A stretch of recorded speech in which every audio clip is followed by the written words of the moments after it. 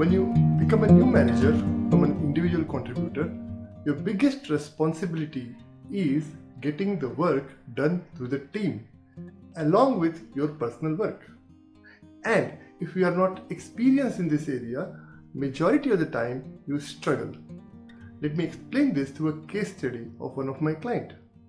He was having around 12 years of experience and he got promoted from individual contributor to a people manager, where he was responsible for the performance and productivity of 12 team members. The quality of the work which the team members were doing was not up to the mark.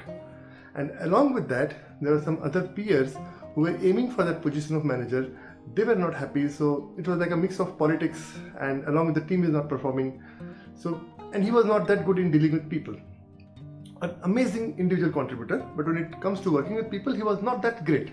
So he tried his own ways, he tried to motivate them, it was not working, and along with the quality of work was not that good. He has to work, so he was like overwhelmed with the work.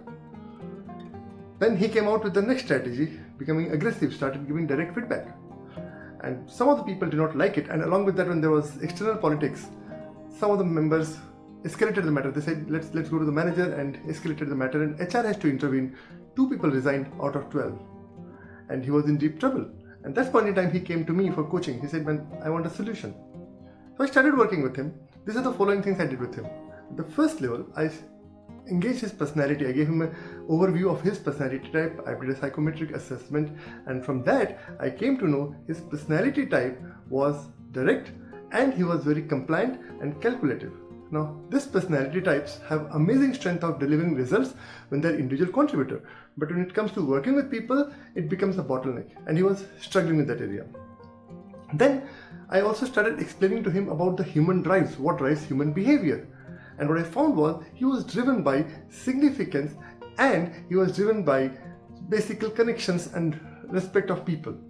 And then I found when I was working with people and his peer pressure, I gave him following strategy. Strategy number 1. I said, first and foremost, start building relationship with every individual. He started working with, I gave him a checklist. These are the things you should do. And in 15 to 20 days, I started regularly checking with him that these are the tasks he has to do, and he started doing it.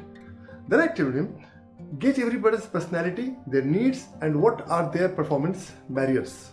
Then he found out that. So in 1 month, we were having more or less all the data to start working with them.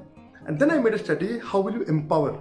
I said, go and work with every individual one-on-one, try to understand their point, and build relations to a level where they start loving to work with you. And he started working with them. Then we also found out, based on their personality, what is the language he has to use. And once he started doing it, in less than 4 months, this problem was fixed. And as a new manager, he was able to enjoy his journey, where he was so overwhelmed, 2 people resigning from that position. In 4 months, he was able to lead a team successfully. That is the power of coaching. So if you are also a new manager who is facing those issues, let me tell you good news, you don't have to struggle. It's easily learnable, and if you practice it for some time with proper guidance, you can easily master it. If you're struggling, drop me a message, let's have a virtual coffee, and if my experience can help you overcome this problem, I would love to collaborate with you in your journey of success. It was great talking to you. I will talk to you in my next video with the next case study. Until then, bye-bye.